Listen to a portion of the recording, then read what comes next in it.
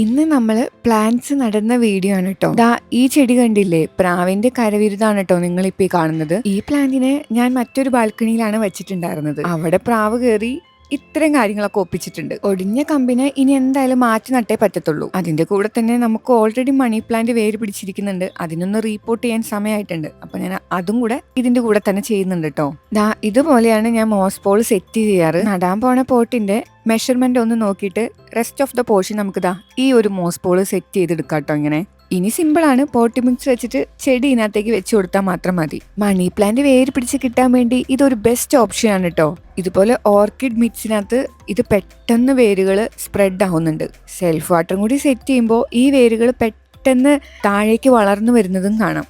നന്നായിട്ട് റൂട്ടൊക്കെ ഗ്രോത്ത് ആയി കഴിയുമ്പോൾ നമുക്കിതാ ഇതുപോലെ റീപോർട്ട് ചെയ്ത് വെക്കാം കേട്ടോ.